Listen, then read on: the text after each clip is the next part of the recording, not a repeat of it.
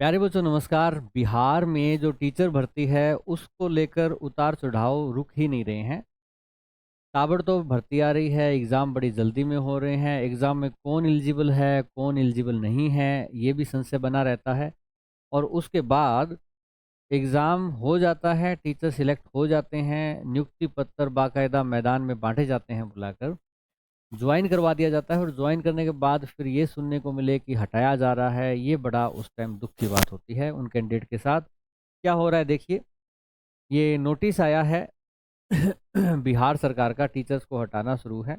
ये नोटिस मान लो इन कई मुद्दे चल रहे हैं, सीटेट का है, बीएड का है, अभी एनआईएस का चल रहा है। इसकी शुरुआत होती है बिहार बीएड वर्सेस बीटीसी का जो केस है 11 अगस्त 2023 का सुप्रीम कोर्ट का डिसीजन। उसके बाद से उथल उथल मच जाती है शिक्षक जगत में एलिजिबिलिटी को लेकर। अभी देखिए ये एक नोटिस है, ठीक है। ये नोटिस जो है वो माध्यमिक शिक्षा बिहार जो है उनके द्वारा निकाला गया है। इसमें 6 टीचर हैं। अब 6 टीचर को क्या किया है बेटा, हटाया है। इसमें इस नोटिस को आप पढ़ सकते हैं। इसमें जो मुद्दे लिखे हुए हैं वो मैं बता देता हूँ। एक मुद्दा इसमें ये दिया है सीटेट का, ठीक है।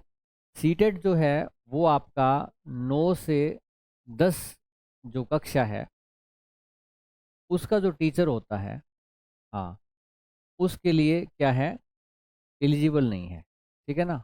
हाँ, मान्य नहीं है। तो और किसी तरह पता नहीं कैसे उन टीचर को सिलेक्ट कर लिया गया उस आधार पर, सीटेट के आधार पर, हालांकि नहीं करना चाहिए था। उसके लिए उनको स्टेट देखना चाहिए था, पर इसमें उन्होंने ले लिया गया। दूसरा इसमें जाति का भी उन्होंने इशू बताया है। हाँ, दूसरा एक इशू ये बताया है कि कोई बंदा अदर स्टेट से है, ठीक है। हाँ, अदर स्टेट से है और वो क्या है, एससी है, ठीक है। और उसको आरक्षण के आधार पर भर्ती किया, ठीक है। और जो क्या है, जो कि है गलत। क्योंकि आरक्षण सिर्फ किसको मिलेगा बेटा, आरक्षण सिर्फ बिहार राज्य के निवासियों को मिलेगा। अदर स्टेट वाले किस में आएंगे, अदर स्टेट वाले आएंगे यूआर कैटेगरी में, जिसकी की पोस्टें काफ़ी कम दिखा रखी हैं। एक ये मुद्दा हो गया। इसके बाद एक मुद्दा कंप्यूटर साइंस का भी है। चलो वो तो एक मतलब बहुत बड़ी गड़बड़ है डॉक्यूमेंट वेरिफिकेशन स्टेज पे, कि उन्होंने डिग्री डिप्लोमा में कन्फ्यूज़न किया। हाँ, अच्छा, क्योंकि मास्टर नहीं थी उनके पास। उसके बाद एक मुद्दा और आता है इसका, कोई जाति का, कि वो आपकी एसटी कैटेगरी में नहीं आती है, उसको सिलेक्ट कर लिया गया, पता नहीं क्यों कर लिया गया। डॉक्यूमेंट वेरिफिकेशन सही से नहीं हुआ, एक ये मुद्दा भी हम कह सकते हैं। पॉइंट 3 जो है कि डॉक्यूमेंट वेरिफिकेशन है में गड़बड़ी रही है, क्योंकि या फिर हो सकता है कैंडिडेट की तरफ से गड़बड़ी रही हो, कुछ डॉक्यूमेंट गलत सिलेक्ट किया हो। एक इन्होंने लिखा है कि बीएड है और वो 1 से 5 के लिए मान्य नहीं है। तो चौथा मुद्दा आपका ये आता है कि किसी बंदे के पास बीएड थी और उसको सिलेक्ट किया गया है प्राइमरी के लिए, पीआरटी के लिए, ठीक है। और अब उसको कह दिया गया है कि मान्य नहीं। अब पता नहीं ये कैंडिडेट को भी पता था, और हालांकि एग्ज़ाम देने के लिए कहा गया था बीपीएससी के द्वारा कि सुप्रीम कोर्ट का निर्णय आ गया है, आप अपना डिसीजन अपने हिसाब से लें। तो इसका मतलब इम्प्लीमेंट तो होना ही था।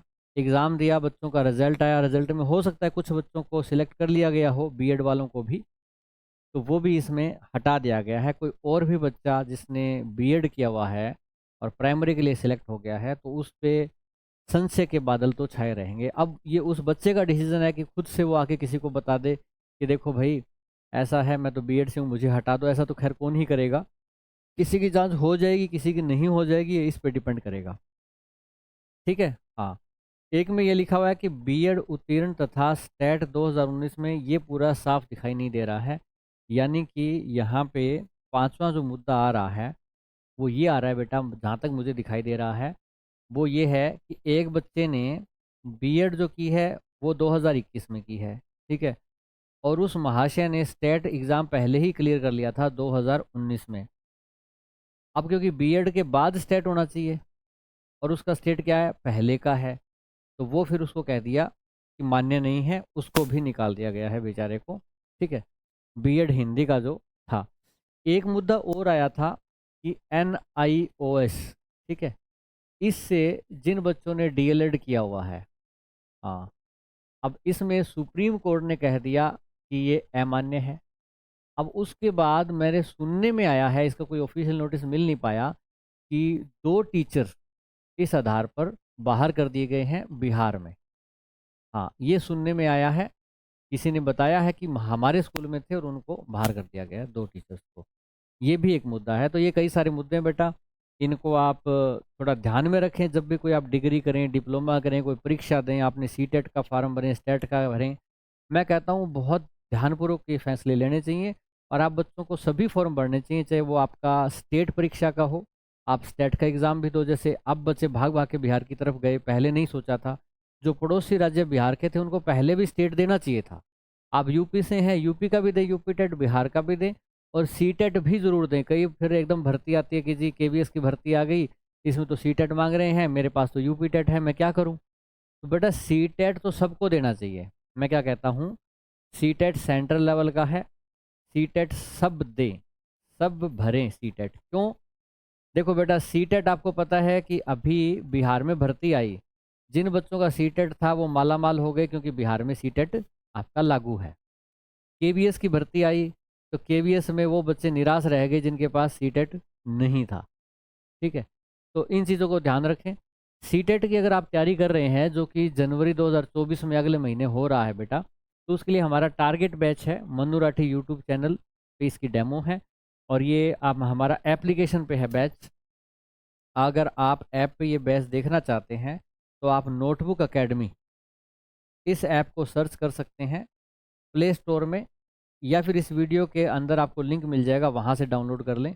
हमारे यूट्यूब चैनल है नोटबुक अकेडमी और मन्नू राठी, हमारे टेलीग्राम चैनल है नोटबुक अकेडमी और मन्नू राठी, ये सर्च कर सकते हैं और हमारा एप्लीकेशन है नोटबुक अकेडमी। तो हमसे जुड़ सकते हैं। वीडियो अगर आपको अच्छी लगी हो, सीख जानकारी सही समय पर आपको मिल जाए, तो आप चैनल को सब्सक्राइब कर सकते हैं, वीडियो को लाइक कर सकते हैं। जय हिंद।